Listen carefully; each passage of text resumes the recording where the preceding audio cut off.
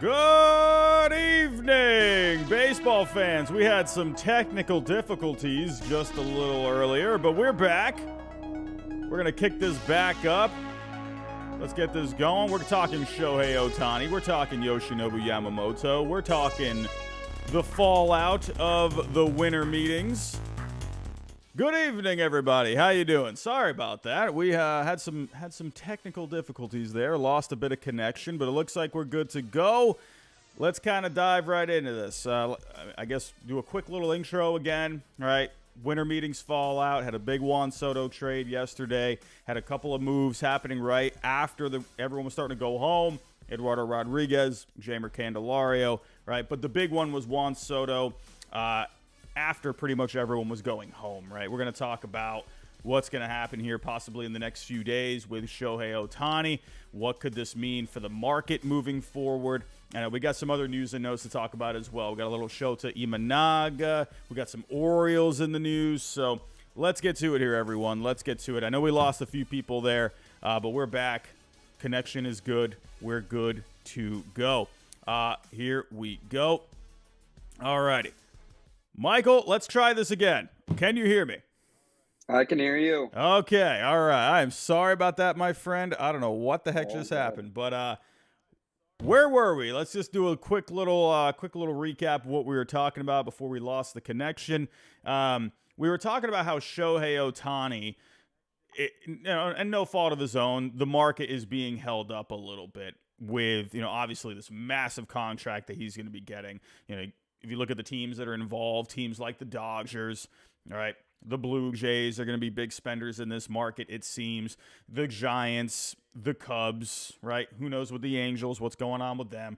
But basically, I think the last question that I asked, let's kind of break down like what happened with Ohtani this past week, right? Where we saw some comments from, Dave Roberts, right?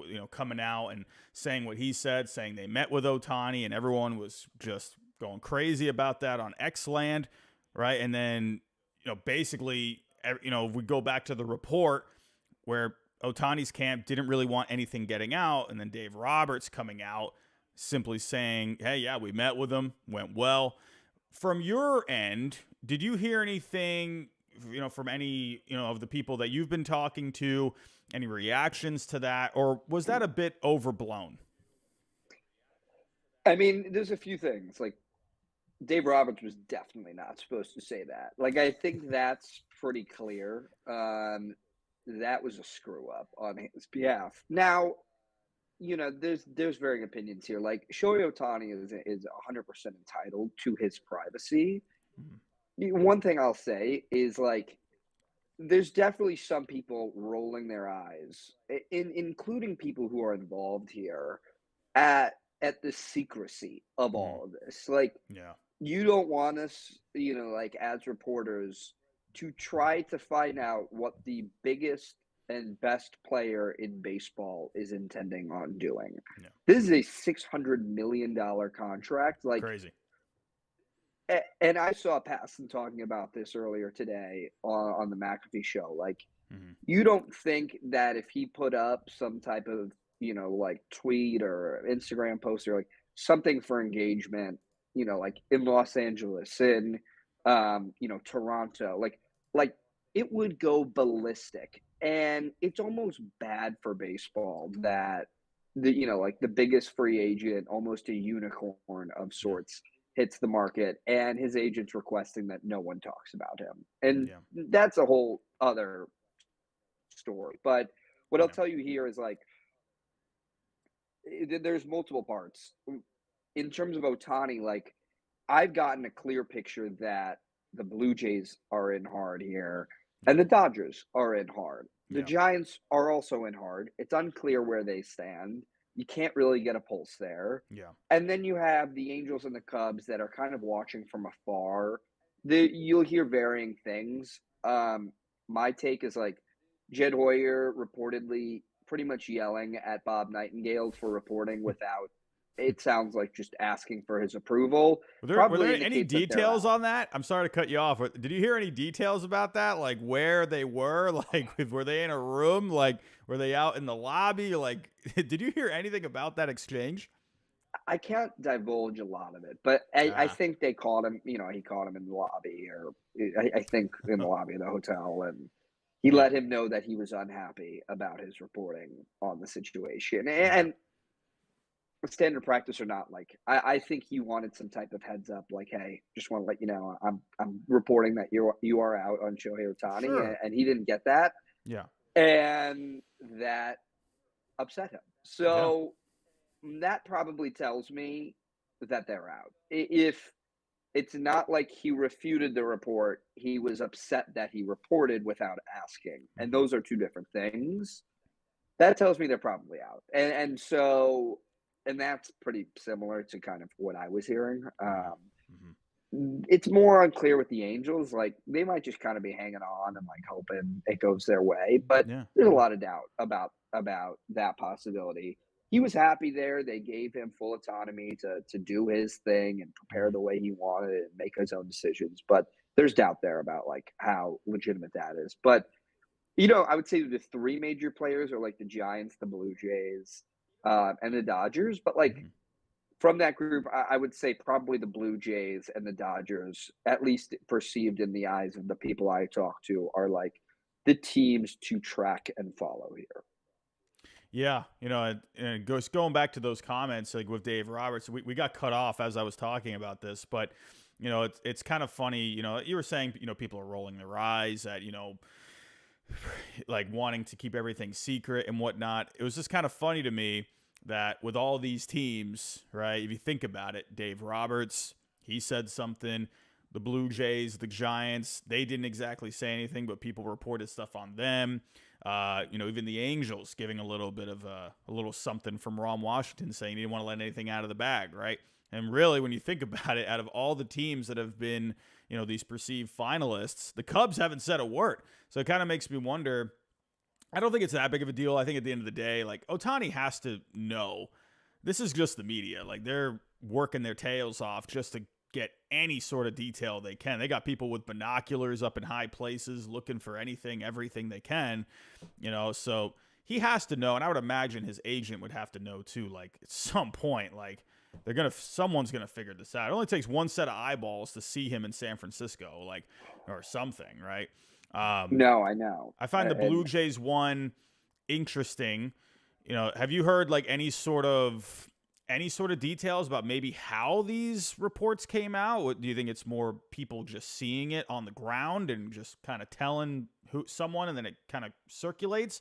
Or do you think, I don't know, and I don't know if you actually know anything about, these little details, but could this maybe be teams trying to, maybe hurt other teams' chances? Like, do you have any thoughts on that at all? I'm not going to say I knew the exact reporting process for The Athletic.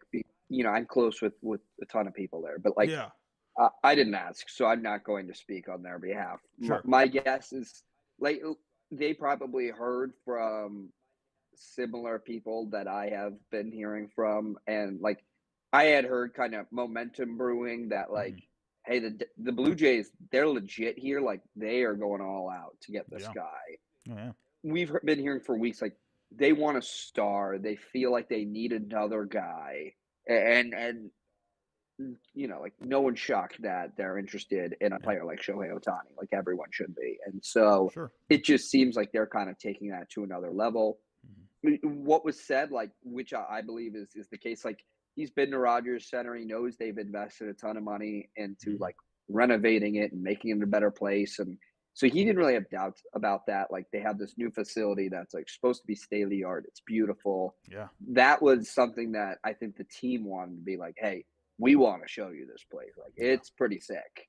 And you're gonna Saw pull out pictures. It every looks trick. good.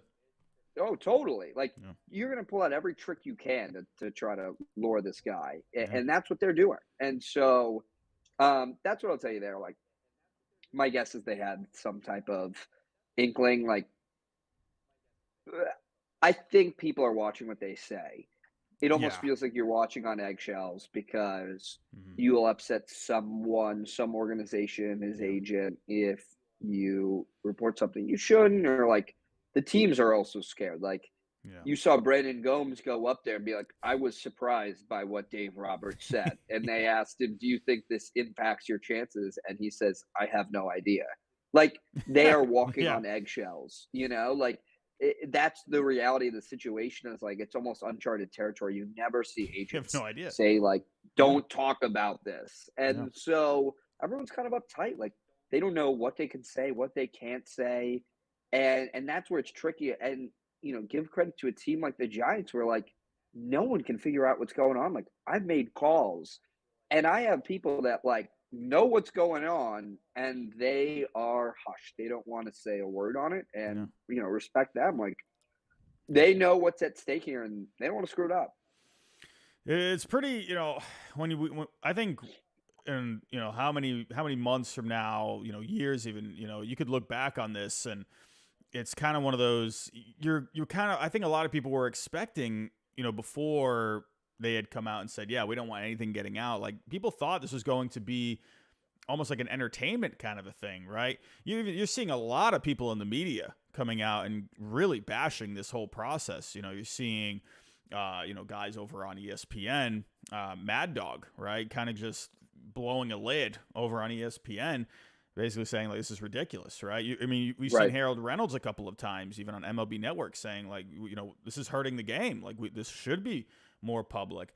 For someone that is, in the reporting world like yourself, like what are your personal thoughts on this? Like, what are your feelings on this?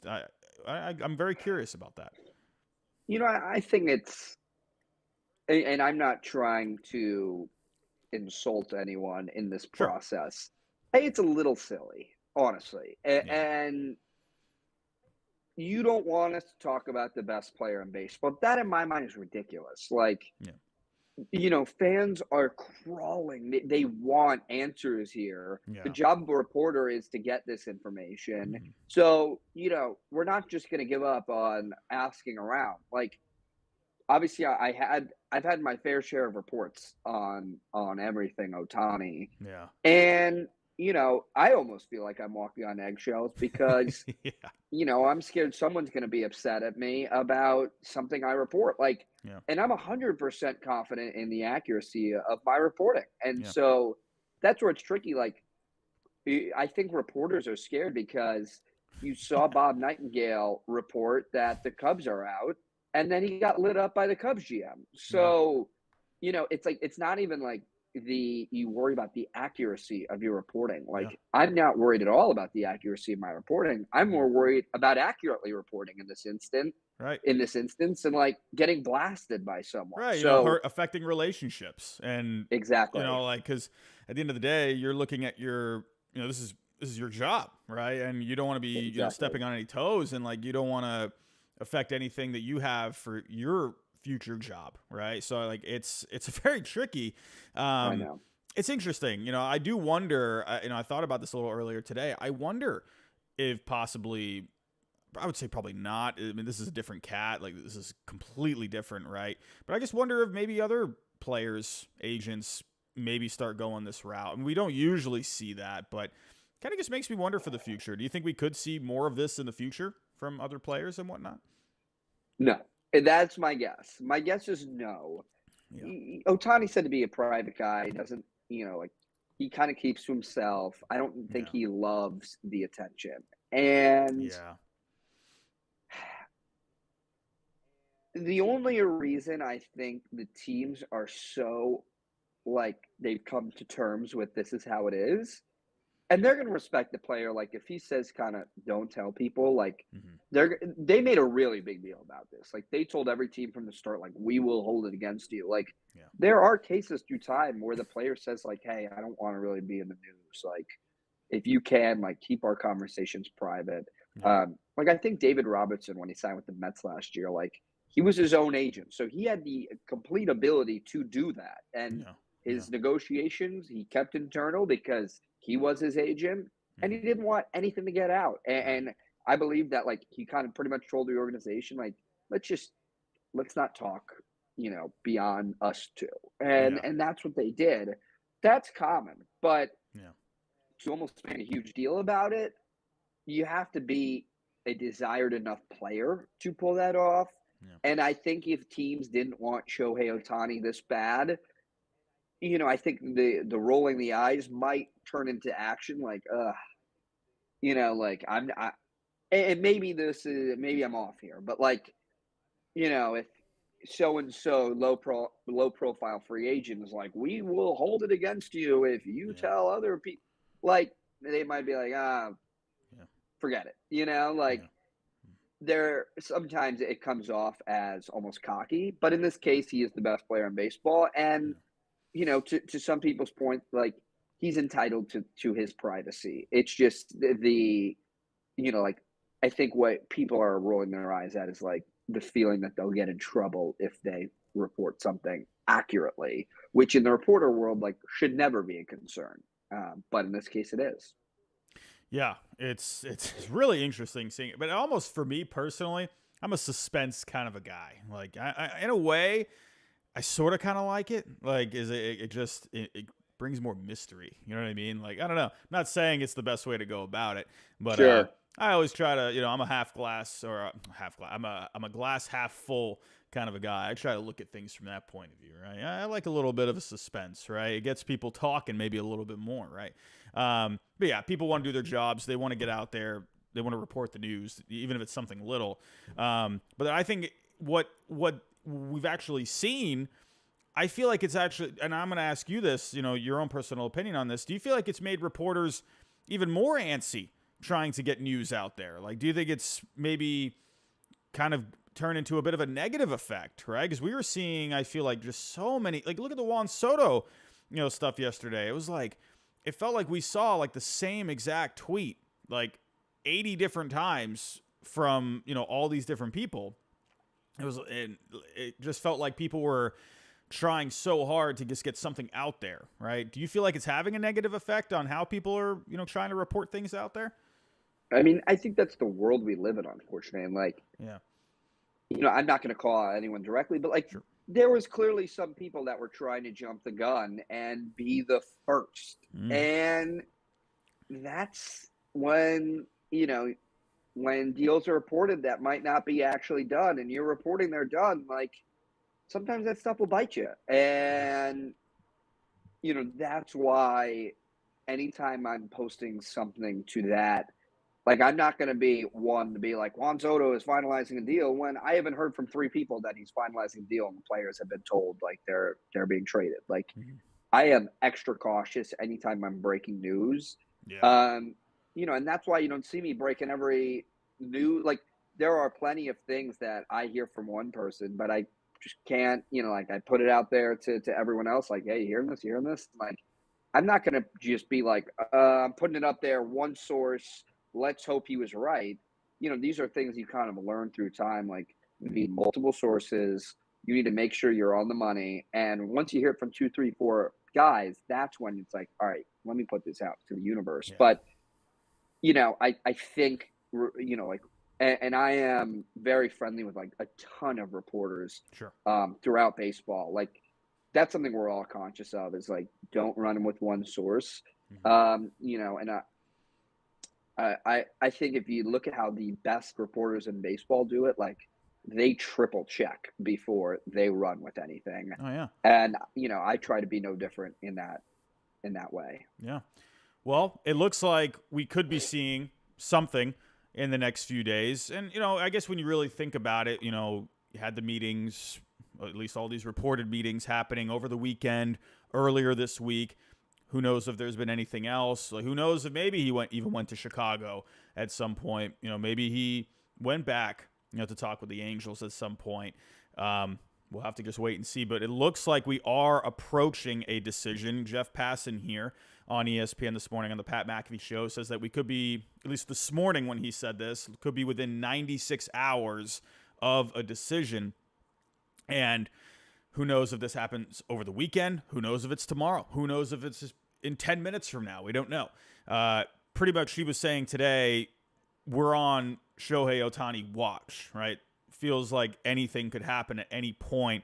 Do you have, and I'll ask a question here, and if you don't know at all, it is completely fine, but do you have any idea has anyone talked about this, how Ohtani might actually want the news to be broken? Like, have they said they want to come out with it themselves, or is it going to be someone like Passan? Have you heard anything like that at all?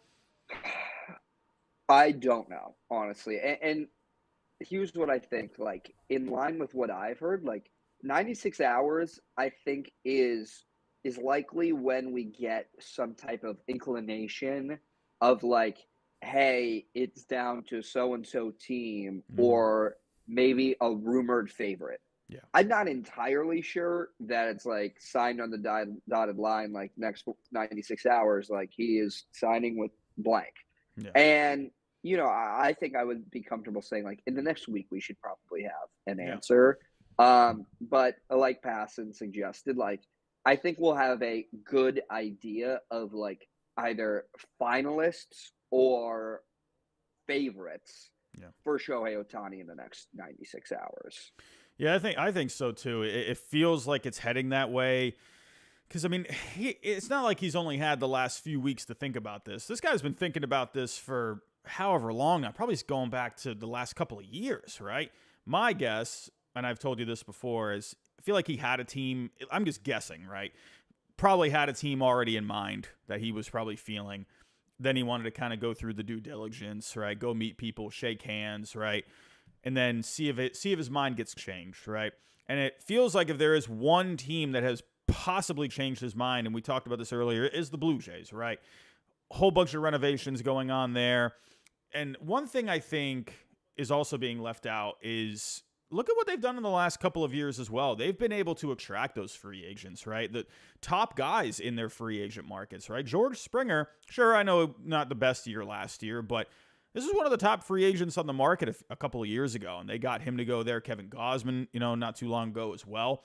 They were able to get him there. And I think the Blue Jays, another thing with them too, is you don't really seem to hear a lot of negative things coming out from Toronto a lot. It feels like for the most part, people enjoy being there.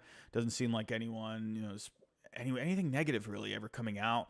And obviously they're motivated, right? They got the money to spend. And when you really think about it, like, yeah, they've got these guys like Bichette, Vlad, Gausman, Springer. They got some names, but I wouldn't necessarily say they're like superstars, right? Like Ohtani or even someone like Juan Soto, right?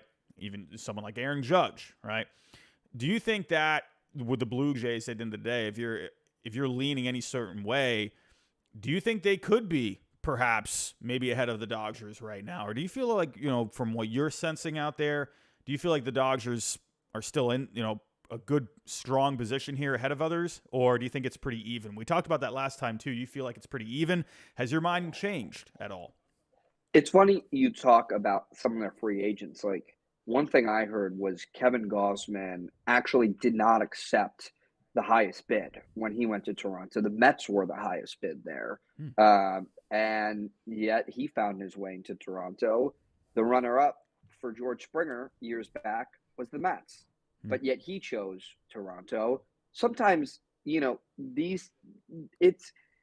there's a value in some of these like players' minds, and I think more so with Ohtani. Like, you have the opportunity to represent an entire country here, right? And like, when you're talking about his huge market from Japan, like the amount of viewers you'll get just from Japan, Right. on top of like an entire country of Canada, and now you're gaining their market. Like, there is some serious upside here. Oh, yeah. And that's where, here's what I'll tell you. Like, Heyman reported it, and I had heard it to be true days prior. Like, I guess during the season, two teams that Yes. stuck out to him were the Blue Jays and the Dodgers. So like, he's had them in the back of his mind as a suitor. Like, I know for now years he's thought that I'm not going to New York. Not me, Right. not how I am, not what I like. I think he was never close-minded to Toronto, and I think the Dodgers have always kind of been like, I like LA. I could stay here in LA. And I think the Dodgers might be favorites. Like, it's hard to rule them out. But give credit to the Blue Jays. Like, they're in this thing. And, like, we've heard for months now, like, the Dodgers are the heavy favorite, and like, they're saving money aside for this guy. But yet all the buzz right now is the Toronto Blue Jays in on the highest profile free agent maybe to have ever hit the market. So give credit to Toronto where it's due. Yeah. And another thing to think about too is, you think about Ohtani, the personality of Ohtani. He seems a little bit more on the introverted side, a little more, keeps to himself a little bit, keeps his, close circle of family, friends, he's not like really out there, right? When you think of a place like LA, right? I don't think it's necessarily going to be, it's not going to be like New York, right? Where there's going to be a lot of media there and whatnot, right? It's a different animal out in New York, but it's not like LA. LA it definitely is a little bit more laid back, but he's definitely still going to have some attention out there, right? That's LA, that's Hollywood, right? That's definitely some buzz out there. When I think of Toronto, I think it's almost like a place where you can almost kind of just go and he can kind of just go live his life. And yeah, he'll get attention out there, right? But I don't think it's going to be anything like nowhere near what New York would be like, or maybe even LA. Do you get that sense about Toronto as well when it comes to, just being a home for him? Here's what I'll say. It's Shohei Otani. He's the best player in baseball. He's going to get attention wherever he goes. He can go to Cincinnati, and people are going to want to talk about Shohei Otani. And he is cognizant of that. I think it's more maybe the negativity and city aspect of New York that's holding him back from New York. And they have a negative media perception that they almost kind of attack you and run you out of there. That's something that I think scares him. And I think that's really the main thing here is like, I think there is something to be said for like LA is a huge market and like he's going to get a ton of press, and who knows, maybe he does feel like he leave. Now I heard he was happy in Anaheim, so like that's not necessarily the Dodgers. You're not going to get the same buzz as the Dodgers playing for the Angels, but I don't think he views Toronto as like an escape from the attention. Like I think he's cognizant that wherever he goes, like there's going to be coverage there. It's just how fair is the reporting? Like, does he like the city? Does he feel like he's a fit there? And frankly, like teams that didn't think they were going to be a player are pretty much taking themselves out. Like I reported weeks ago, like the Red Sox are out. The Rangers are out. Like they just didn't get the impression it was going to work, or their financial willingness, where they weren't willing to go to those numbers. They took themselves out. The Mets took themselves out. The Yankees took themselves out. If you are in this late on Shohei Otani, then that tells you got a fighting chance, or else they would probably let you know by now, like, hey, he's not thinking it. Now, to their point, maybe not. Maybe not. Maybe they're just going to try to get that bid as high as they can. Yeah. But I think in fairness to some of these teams, like they saw it was heading the opposite direction, or maybe he was more interested in one team than another. Here's one thing, and I'll tell you this. Dave Roberts accidentally leaked that they met with Shohei Otani. Craig Counsell, he hasn't met with Shohei Otani. These are the things that we got to pay attention to because they are telltale signs of clear differences in the process. Yeah. If, Oh, sorry. Right? Go.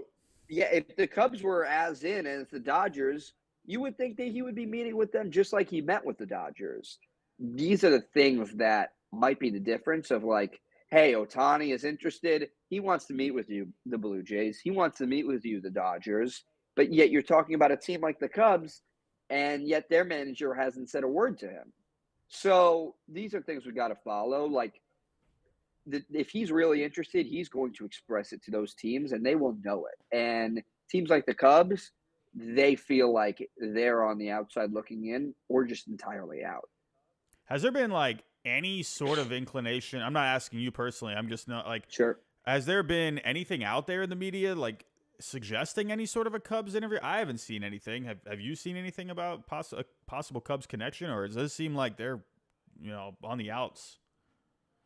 They're on the outs. Like, if Jed didn't rip Bob Nightingale, I would say otherwise, and maybe kind of play the devil's advocate here. Like, again, he didn't dispute the report. He yelled at him for not asking him if he could. Right? These are two different things.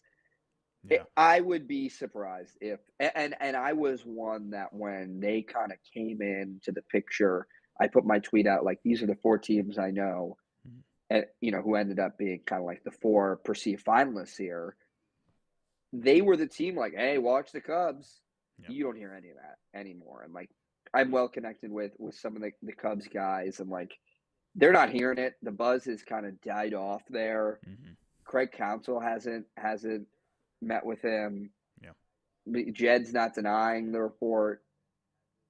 It feels like they're on the out looking in, or just on the out. Yeah. Unless something happens, when he said it, maybe, being truthful, who knows? Maybe they had a meeting 12 hours later. Who knows? Maybe at that time, he was speaking the truth, but hey, they didn't ask him if he was going to meet with him. So who knows? Exactly. Who knows at this point? At this point, I wouldn't be surprised if something just came out of left field, right? Exactly. Who knows? I mean, like I said, 96 hours is a long time, right? Who knows? Maybe the Cubs make a phone call. Maybe the Angels make a phone call. And that's another thing too. I'm not sure how much of an impact that's going to be, but I do wonder what that last phone call with the Angels will be like, right? I would imagine Ohtani, no matter what, out of respect, is going to call the Angels, right? That's going to be the last phone call. Will it be like Aaron Judge last year? Could they maybe make some kind of a last-second thing? It does feel a little different this time around because it feels like other teams are gaining momentum, where last year, Aaron Judge, you just kind of didn't really know, right? Like, you're hearing the Giants, and it seemed like maybe he was gone, but, the Yankees, it felt like they always had something left until the very end, right? I don't know if I'm getting that sense of the Angels. Have you heard anything about that, where the Angels might have a last gasp or, have that last phone call? Maybe they do. It's different with Judge. Like, he's a homegrown guy. Like, it was pretty clear, like, if he came back, he's going to be like a captain, and like, there's more there. Now, I will say, like, the Angels, they gave him his shot, right? And out of respect for the Angels, I'm sure he will make a call before the process is done. And maybe it's out of gratitude, like, hey, I'm going to sign with the Dodgers, the Blue Jays, whoever. I don't have a sense there of like if he's going to give them a last second shot to match it. Like that, I don't know. But I'm sure out of respect for the team, like they're going to make sure that the Angels are in the loop with everything Shohei Otani. Yeah, sure. I think Ohtani, honestly, like, yeah, sure, they haven't been able to win, but it seems like he has enjoyed his time there, right? I know there was like the whole emptying out the locker thing, and people were like kind of getting a weird sense of that.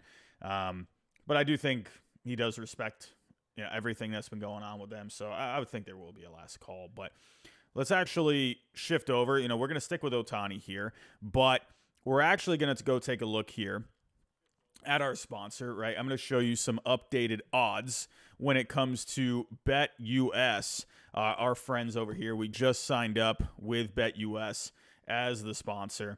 And right now, they do have some odds for Ohtani. And I'm curious to see what you think about these odds for Ohtani, right? And probably not a surprise, honestly, when we do look at them.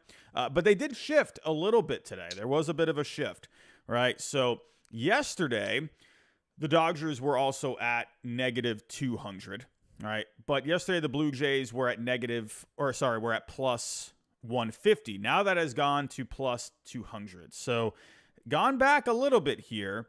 And then when we're taking a look at some of the other teams, the Giants are at plus 300, and the Cubs have actually fallen back a little bit to plus 550. So the Giants actually gained a little bit here when it came to the odds. So, based off of those teams, do you feel like this is the correct order when it comes to the odds for these teams? No odds on the Giants, is that right? Yeah, I said plus 300 for the Giants, so they come in at third right now. If I had to stack them up, like my educated guess is like Dodgers 1, Blue Jays 2, Giants 3, probably Angels 4, Cubs 5. I think if we're talking about like betting value, like no one knows. And when no one knows, like taking the better odds could be a play. But you have a team like the Dodgers who have been the rumored favorite for months. You haven't heard anything to indicate they still aren't, a serious player. Yeah. And no one's going to count them out until they have been officially counted out. So I think the Dodgers or the Blue Jays or even the Giants are good value plays here. Yeah, I always find the betting odds really intriguing because I feel like sometimes it might not really be telling you anything, but then there's times where I feel like it really could be telling you something, right? There's something about these people when when they're making these odds and whatnot. It's always interesting. I always go back to since I was a young lad. I've been a wrestling fan, not so much these days, but I remember a few years ago there was the Royal Rumble. I know I got some wrestling fans in here. You had the Royal Rumble. No one really knew who was going to win, and all of a sudden, Randy Orton just flew up in the betting odds on the last day, right? And everyone's like, whoa, what's going on here? Like, Randy Orton was like all of a sudden the betting favorite, and there wasn't even any talk of him at all. And that's how people figured out, like, oh, Randy Orton, okay, looks like he's going to win the Royal Rumble, and then ended up winning the Royal Rumble, right? And it was like pretty crazy how it happened with the betting odds.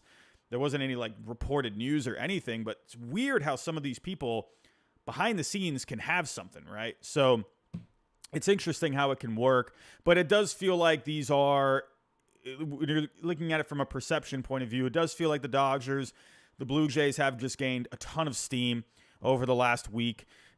And then, a team like the Giants, definitely with the money that they have, they're still over there in California. So definitely seems like the right odds to me when you look at things. But everyone, make sure you go check out BetUS. The link is in the description down below. You can go make some bets on Shohei Otani. You can even go make some bets on Yoshinobu Yamamoto. And you got football coming up this week, Thursday night football, Sunday night football, obviously, coming up, and then a whole full slate of football on Sunday, obviously. But there is also the in-season tournament right now with basketball. All of a sudden, that's picked up a lot of steam. I thought, what the heck is this in-season tournament? But I guess people are starting to like it now. So go check that out. You got hockey as well. You got golf. So definitely go check it out. Again, the link is in the description down below. You get a 125% bonus when you click on that link. But as always, everyone, please play responsibly. That is the main thing. So let's get to it here, everyone. Let's get to just some fallout of the winter meetings. I know we're exhausted about Ohtani. We were exhausted about Juan Soto yesterday. And, Overall, what were your just general thoughts on this yesterday with Juan Soto? The whole process. Honestly, I feel like when it comes to a trade, when I'm thinking back to all the trades that have happened, reported names and whatever, I feel like we've gotten reports pretty close to what the trades end up being. But this is one when I'm thinking of all the names that were reported, in the prior days, it ended up being completely spot on. Like, why was there so much, in your opinion, transparency when it came to these trade talks? I'm not entirely sure how much I can delve into this. I'll tell you what I know I can say. Okay. Here's kind of how the process went. Like the Padres offered an offer that was pretty similar to what they ended up accepting. Yeah. Maybe differences in like cash being involved versus not, but the players involved are like nearly identical. The Yankees were like almost offended by the offer, and I have reason to believe like they put out into the media like, look at this offer, isn't this crazy? Yeah. And I think the reaction was like, it's Juan Soto, just get him. Yeah. And that might have influenced it. Now, what I'll tell you is like, and the second the report went out that the Blue Jays were interested in Juan Soto, you might remember I put something out about it being like leverage season. Yeah. It was so clear that they were trying to get the Blue Jays involved just to up the Yankees offer. Right. At least in my mind, that was like my spidey senses were tingling. That's kind of what I was thinking too. Really? Are they actually in now? Yeah. And that's where I kind of reached out, tried to figure out what the deal was there. Like, my understanding is the Blue Jays weren't dying to trade and aren't dying to trade Alek Manoah, but his name came up in the process. His name's coming up That more was too. an It seems like the intriguing one. Angels. Exactly. And that was an intriguing idea for the Padres. They were reportedly, according to my reporting, were interested in Alek Manoah. When they tried to put together a package, it kind of fell apart. Yeah. And they both agreed, like, I like Alek Manoah, but that was the full extent of it. The package never really came together. And the Padres circled back and pretty much said, let's just get this thing done. Yeah. Like, we're talking to the Blue Jays, like, there's other teams involved here. You seem interested. Why don't we just close this deal? And that's kind of the nature of how it all went down. And, I've gotten a lot of questions like, is Soto going to sign an extension? And like, that number better start with a 5. And that's what I'm going to say there. Like, he turned down a $440 million contract a lot of years ago, way before hitting the market. And I have no reason to believe his value has gone down. Now you're a year out from free agency. When other teams get involved here, like, those prices are just going to start rising. Yeah. So that's what I'll tell you there. Like, it just came together. Everyone, like, I talked to a bunch of people in the know, and I was like, are you actually buying this Blue Jays thing? And, some of them were like, well, they have Manoah. And I'm like, are you actually buying this Blue Jays thing? Right. And, it's just one of those things where it's like, you got to be reading the playing cards here that, like, they're just trying to play every game they can. And of course they are. When you're dealing like someone with Juan Soto, you're going to try to capitalize on your return. But, there were some people that, like, originally thought, like, well, it'll be one of King or Thorpe. Ended up being both. And that, like, the Padres, who knows if this return will end up being good when we look back at it. Like, you look at Mookie Betts and, like, that looks like a disaster. Yeah. But this was pretty close to their ask. They pretty much had it met exactly. Give credit to the Padres for starting off with an ask and ending with a complete deal that looked pretty dang similar to that initial ask. Right. And this is why I like baseballtradevalues.com. I know people still love to just dump all over it, but to me, all I had to do to figure out that the Blue Jays were, not in the know, that all I had to do was take a look at the trade values. That's all I really needed to look at. Their best chip was, you had Manoah, but then it's like they had, when it came to piecing something together, you could have done Tiedemann, but that's their top prospect. Did the Blue Jays want to part with that? There was just, they weren't really lining up for a deal. And all you had to do was look at their values, right? Manoah's lost a lot of it. That could be a piece, sure. But when it came to the Yankees at the end of the day, there was just so much more flexibility. And all I had to really get, for me to know that it was going to be the Yankees was the fact that 8 players came up in the beginning, right? That's all you really need to know, because that told me, there's a lot of flexibility here, right? Exactly. 8 players. Well, okay, now you can work this down to maybe, 5 or 4, right? Ended up being the 5. And that's all I really needed to know, because that showed the flexibility to me. And that's how negotiations are. It's as simple as that. So, moving on to just a couple of more deals from the winter meetings. I do know you have to get going here in just a little bit, so we'll just try and start getting through this. Eduardo Rodriguez. Eduardo Rodriguez here going to the Diamondbacks. It looked like at one point maybe the Red Sox had been involved. There was a false report about the Reds, I believe, at one point. Kind of what were your thoughts on this? Were you hearing any other possible teams popping up here? I know the Mets were connected with Eduardo Rodriguez at one point. Thoughts on Erod? I'll tell you on the Mets, it was initial interest, and when it came to push and shove, they were out. Yeah. Here's what I'll tell you on Eduardo Rodriguez. Some of the teams were just concerned here. Obviously, in 2022, he kind of stepped away. I think he went to Miami for a few months and just there was reporting that he was off the grid. The Tigers could not contact Eduardo Rodriguez. Yeah. They later found out he was having kind of some family issues. Mm-hmm. Then there's a deal at the deadline in 2023. Yeah. To go to the Dodgers, sorry. Mm-hmm. And he declines it. Wanted to stay with family. Yeah. There's some stuff here I can't delve into. Sure.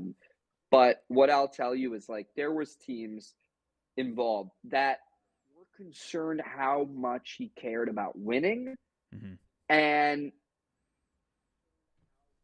I don't want to say how much he cared, but it was when you have an opportunity to go from the Detroit Tigers in the midseason to the Los Angeles Dodgers, and you are not dying to enter that situation, raises a lot of questions. I think teams were, once you're concerned about a player who's making 80 to 100 million, you probably should just be out. And that's the stance that a lot of teams took here. They didn't want any risk associated with a guy they're about to shell out 100 million to. Yeah. And that's kind of how these things felt. That's how this happened. Yeah. I had heard for a few weeks, the Diamondbacks were looking for a starting pitcher 3. I think he might even be a 2 for them. But it's a nice addition for them. That's kind of how the market narrowed. It was some of these teams were concerned. Others of them thought, hey, maybe it's a little rich for what we're willing to pay. But those concerns definitely played into his market. It otherwise would have been a lot bigger. Yeah. But I know at least 2-3 teams I talked to were we're gonna let someone else kind of step in here. There's other guys that we like, and that's kind of how that fell into place. And that's a great point that you bring up with the Dodgers. It's you kind of thought and you mentioned where he did go MIA in 2022 and, wanting to, stick closer to family. So he turned it down. But that really does, at the end of the day, yes, family's important, right? That's a very important thing, obviously. At the end of the day, though, it is your job, right? And teams are going to look at something like that. Man, you really didn't want to go to the Dodgers? And it would have only been for, a couple months or so, whatever. That is a great point that you bring up, that, teams are maybe scared off a little bit by that, along with the MIA thing. So it is interesting, but in the end, let's see how this turns out. On paper, I think it's a great signing for the Diamondbacks, but let's see how it, plays out. Maybe the Diamondbacks, maybe they, saw this as well. And, maybe they'll try to work, as much as they can, to accommodate him and family or whatever it may be. So let's see if it ends up being a good deal. We'll have to see. We did have a late story on Jeimer Candelario. This is a really interesting one, and there's a lot of people scratching their heads over it because they already have so many players in their infield already, young players that are up and coming, and the Reds ended up signing Jeimer Candelario. They've been involved in the pitching market, so this one kind of came out of nowhere. Any thoughts? Anything you're hearing about this? And maybe the Reds possibly using some of the surplus infield that they have now to maybe try and get a deal done somewhere. Are you hearing anything on that? Honestly, I haven't checked out the reporting on this, so I'm not sure where this stands. But I've asked if Jonathan India is going to get shipped, and at least when you speak to their people, they are putting out the impression that they are comfortable holding on to him. So maybe that's a wait and see, and kind of see if they're actually legitimately okay holding on to Jonathan India, the same way that Boris said the Padres are all in on this year to then probably have Juan Soto get dealt to the Yankees. We'll see what their actual willingness to hold on to India is. But from what I've heard, initial impression is they want to hold on to Jonathan India. We'll see. Yeah. I think it's a good deal for them. He's a fun player. I mean, He went to the Cubs. He raked there for a few months. They loved him. He's a good player, and it's a solid get for them. And I credit them for not a huge market, but they're still trying just like everyone else, and I give them credit. Yeah, and the Reds are very busy, right? You've been seeing a lot of Reds, news over the last few weeks or so, and it's nice to see that these small market teams even give credit to the Diamondbacks, right? Diamondbacks are a team, they just made it to the World Series, but they tend not to spend a lot of money. So it's nice to see these small market teams, but it's also not surprising at the same time because the big market teams are waiting. So the small market teams, they got to kind of do their thing out there. But let's get back to the big market. I know you got to go here in a couple minutes, so let's talk about this last little story here on one of the biggest names on the market, and that is Yoshinobu Yamamoto. And there was a little something here, and it wasn't necessarily from Mesmerized Online exactly. It was originally, it came from Mark Feinsand, where they talked about Yamamoto is essentially narrowing down his two teams to the Mets and the Yankees, right? But then you came out not too long after that saying, hold on just one second here. Not too long after that saying, well, no, it's not just the Mets and the Yankees. It's also, some other teams, the Red Sox, right? And the Blue Jays, who are still, oh no, Michael Marino, he is gone again, everyone. Oh no. Hold on one second, everyone. Let me make sure. He did have to go. Might have just been another lost connection. Well, hold on, just getting a text message from him now. Let me see if I can get him back on real quick. I'm sorry about the connection tonight, everyone. I don't know what is happening here. We were going to talk about one last story. If we can't get to it, then oh well. But let's see if I can get him back on.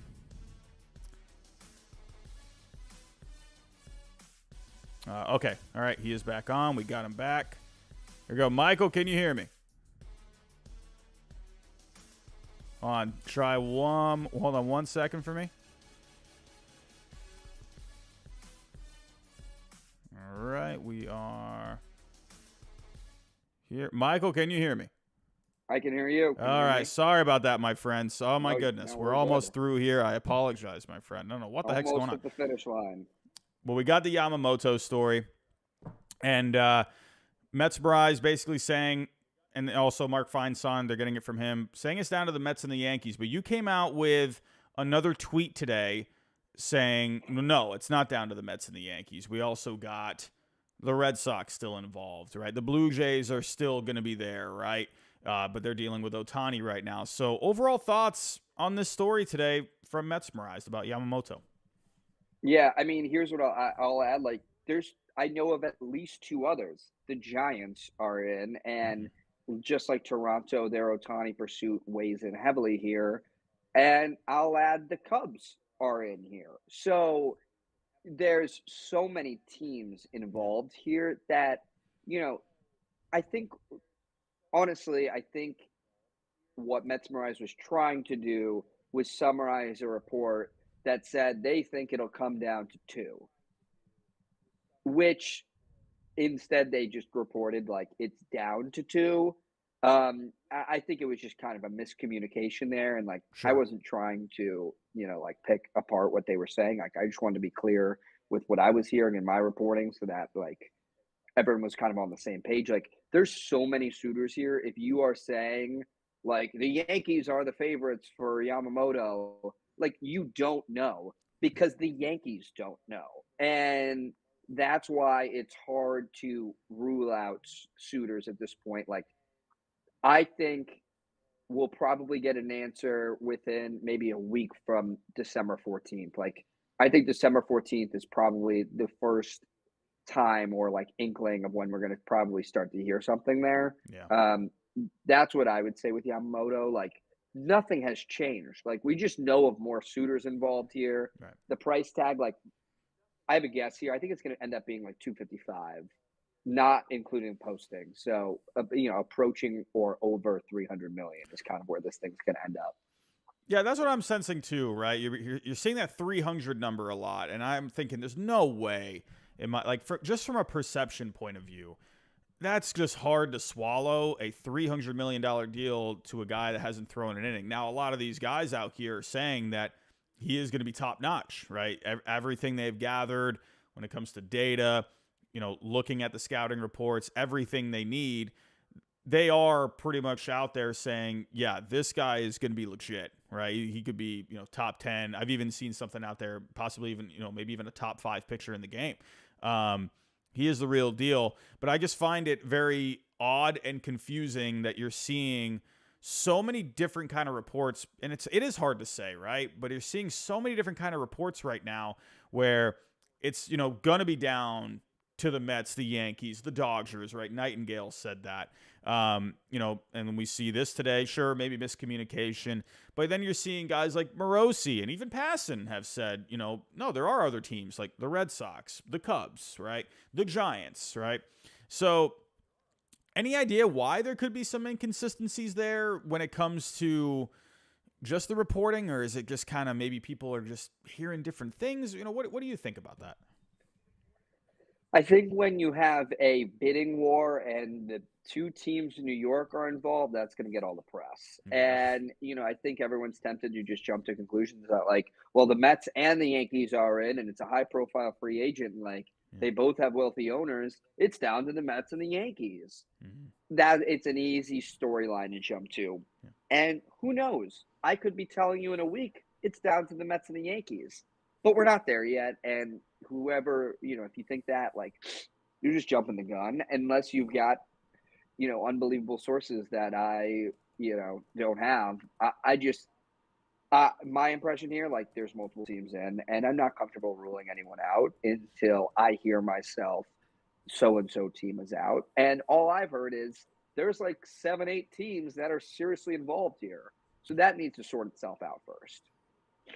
Yeah, and it's, to me, it does feel early. It feels like we are pretty far away, and especially because you've still got Ohtani on the market, right? And Ohtani is linked to these same teams with Yamamoto. And of course, Ohtani is going to be the number one guy, right? Yamamoto will come in next, right?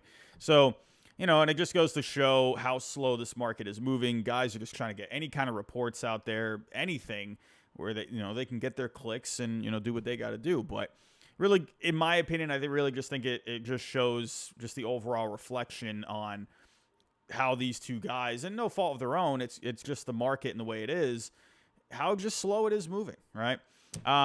Before you do get out of here, any last thoughts, to give to the people, right? We got about 400 people in the chat right now. Any last thoughts before you get on out of here? Yeah, I'm going to run through my notebook. If you saw me on, I think it's Fireside Yankees earlier today, pretty much the same stuff, but figured I would spread the love. Sure. Glass now down to 2 to 3 teams. The Cubs are one of them. I can't really divulge the other two. But that market, there's nothing close, nothing imminent. But my understanding is like the suitors who are at least considered to be very serious it's becoming clear, at least in the eyes of Tampa. Randy Arozarena, I would watch Seattle.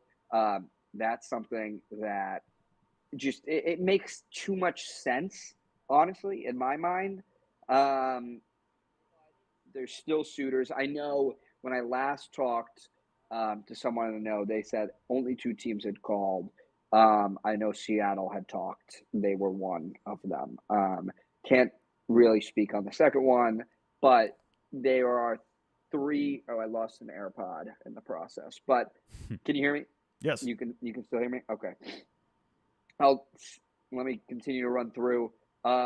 Cease, they are kind of tabling that, and that's because of the Yamamoto sweepstakes. Like, I don't think they had people kind of like dying to give their entire farm for Cease, and that was what they were hoping for. And they're hoping that a team that misses out on Yamamoto, desperate for pitching, overpays and tries to get Dylan Cease. So they're going to hold off there temporarily. Bellinger, watch the Giants, especially if they miss out on Ohtani. I would watch the Cubs, and I would watch the Yankees. Unclear how interested they are. I'm going to guess probably on the outside looking in. I would think. They got like all these outfielders now. I would hope, honestly. And then Hader, watch the Rangers. They're really interested. Like I said, relief market expected to start to move here shortly. Giolito, Morosi put out a tweet. Pretty much listed like 6 teams, and feel free at some point to kind of pull those up.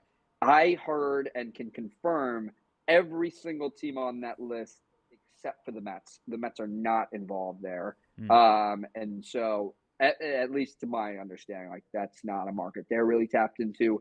Montgomery, I'd watch 3 teams: the Mets, the Rangers, and the Red Sox. Those are the 3 teams who are heavily involved there, at least at the moment. Unclear when his timetable is. Possible he, like Cease, ends up, there might be a decision there after Yamamoto goes. Margot, Manuel Margot, Mets and Yankees almost had a deal there at the non-tender deadline. Yankees have like 8 million outfielders now. I'd be shocked if they are a team in there. But I would say watch the Mets. Michael A. Taylor, I would also watch the Mets there. Young-Ho Lee, it looks like the Padres are rumored there. I think I think the Giants are also said to be in to some extent. Along with Harrison Bader, I read earlier too. Yep, Harrison Bader for sure too. And I'll mention Bader, Michael A. Taylor. I don't think Young-Ho Lee I would say the Mets are probably on the outside looking in there. Like, I think they're more interested in Michael A. Taylor and Bader at the moment. Shota Imanaga, and I'm sure I botched the pronunciation. Wide market. You got it. Okay, let's go. Same general suitors as Yamamoto. We're talking about the Red Sox, the Mets, the Yankees. Those are some of the teams in there. And I talked about it earlier on Fireside Yanks, but like Montas is someone that the Yanks have been linked to. Few other teams watching him there. I'm not sure he had the greatest time on the Yankees. I don't think it went as well as he had hoped. But they are a team to watch there. And that is my notebook. Yeah, and I wanted to add something to the Cease thing. I had actually been told somewhere else where there was at least something with the Braves at one point, but the White Sox you just mentioned where they're kind of holding off a little bit. And according to a guy that had told me, there was a pretty decent offer from the Braves, but the White Sox are just really holding out for as much as they can. And it kind of just does make some sense where, cost control pitching is hard to come by, right? And we just saw what the Padres did with Soto, right? You can ask for the moon and, maybe you can get something done. So it'll be interesting to see what happens with Cease, especially with, what the Braves were offering, at least according to another source that I had, and the White Sox were turning it down. And it was, a couple of pictures in there, and let's see what happens there. Yeah. I wonder if we see. Sorry, go. Yeah, I'll add to it. I am able to report that There is some doubt about Atlanta's chances on Dylan Cease. A lot of that has to do with him being Boris Rept. They don't like Boris Rept clients. They actually just traded away their last Boris Rept client like this week. They are shedding themselves of all Boris Rept clients because, as you know, they like hometown deals, and that's not something that Scott Boras likes. Sure. I can confirm, like, they were very interested at one point in him. They've turned themselves, like, they are looking very hard, and I can't give too much detail, but, like, they are exploring the trade market outside of Dylan Cease now that Dylan Cease has been kind of tabled. So that's something to watch. I would wonder if maybe Glasnow could be, an option there. Not too far away from Florida. I wonder if maybe that could be something. We'll see, because Glasnow doesn't have the highest trade value, and I could see the Braves getting something done there.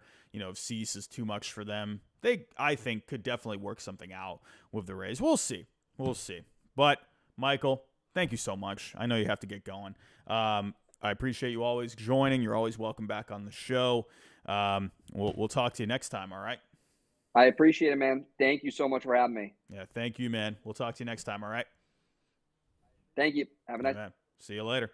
But everyone, we have to go over a couple more things before the end of the show. We have a couple bits of news. But everyone, make sure you go follow Michael Marino on Xland, Twitter, whatever you want to call it. He is putting out stuff constantly on there. He's got some guys that he knows. He's got some people that he knows. So definitely go give him a follow. He has been growing like crazy over on Twitter, Xland, whatever. But yeah, definitely a very, very good person to follow on there. And he's not just going to throw nonsense out there. He's going to tweet out there what he knows, but also he's going to be responsible about it at the same time. And that, I think, is something when it comes to the Major League Baseball reporting world, that is something, I think some people out there lack at times.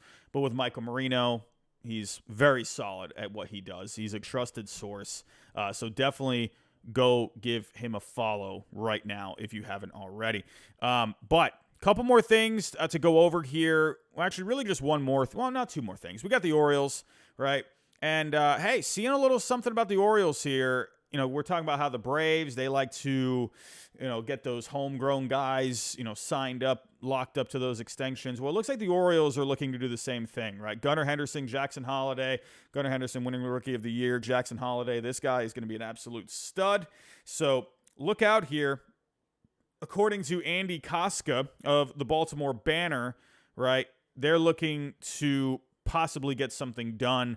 And honestly, I really do think this is starting to lead into possibly, how teams are going to be doing things, right? People have looked at what the Braves are doing.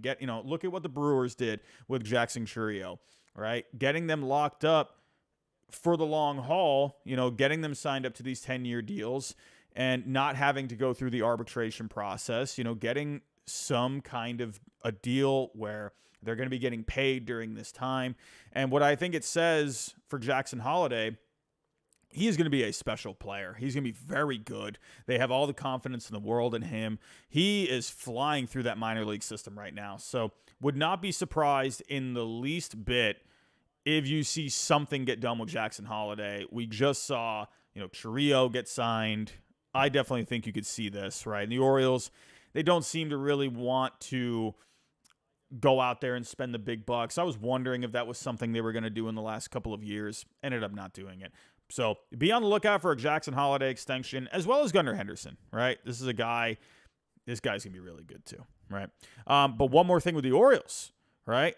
There is actually talks in David Rubenstein possibly buying the Baltimore Orioles. So the Carlyle Group founder, David Rubenstein, is in talks to acquire the Baltimore Orioles, according to a report from Gillian Tan of Bloomberg. The O's are currently owned by the Angelos family. It's unclear at this point what stage the talks are at or if any kind of deal is close at this time. It also doesn't seem like Rubenstein is the only person pursuing the club, as the report states that he is among suitors pursuing a transaction. Whether the Angelos family has pursued this or have merely been approached by the prospective buyers isn't clear.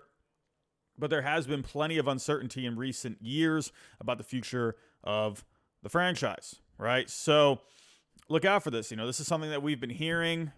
Definitely think, and then this could go hand in hand. Maybe they're not willing to go out there and spend the big bucks because of the uncertainty with the direction of the team, right? I could definitely see where, they're looking to lock up some of these younger guys for the next several years. That can make some sense. But going out there and actually spending the big bucks, right? Craig Kimbrell, that's different, right? You can maybe go spend some money like that. But it makes sense where maybe they're not wanting to invest big money into some of these, long-term deals. So let's see what happens with the Orioles. Everyone, I want to, first off, sorry about the technical difficulties tonight. That usually does not happen. We're always pretty good here. It's been a while since we've had some of these difficulties on here, but I want to thank you for sticking with me tonight. Didn't expect a big turnout tonight. Everyone is pretty fatigued from the winter meetings. I totally get that. But wanted to come on here, kind of just give you a little something here, bit of fallout from the winter meetings, talk about Ohtani, right? We should be seeing something here in the next couple of days. But everyone, if you can, on the way out, hit that like button for me. And that really does help with the algorithm. If you did like tonight's show, hit that like button for me. And subscribe if you are new. If you're just finding this channel for the first time, hit that bell notification. That way you know I go live every single time. I am uploading a video this weekend, most likely Saturday. So be on the lookout for that. It's going to be the best free agent signings of all time for each team. Unfortunately, probably going to be out before Shohei Otani signs. So I can't put Shohei Otani in the video, but it'll definitely go back in time, look at some past free agent signings for each team. So definitely check that out. And hey, if you can, everyone, share the show. It really goes a long way. But again, hit that like button for me. It really does help with the algorithm. Everyone, thank you so much for joining me tonight. And we'll be back probably this weekend. Who knows? Maybe something happens with Ohtani tomorrow. Maybe in 10 minutes. Is it going to be another night where I end the stream and then Ohtani, or whoever signs, and then I got to hop back on here just like last night with Juan Soto? Good grief. But hit the bell. That's how you know. That's how you'll know, right? We never know when something could happen with Ohtani. Could be tonight. Could be tomorrow. Could be Saturday. I hope it's not Saturday, because I might have plans on Saturday. My goodness, I would, if I couldn't go live for the Ohtani signing, that would just break my heart. I'll probably be live whenever it does happen. I know for a fact I will be here Sunday night. That is our usual schedule for the offseason. So if I don't see you before then, have yourself a great weekend, and I'll see everyone next time. Thanks for stopping by, everyone. Have yourself a good night. I'll talk to you next time.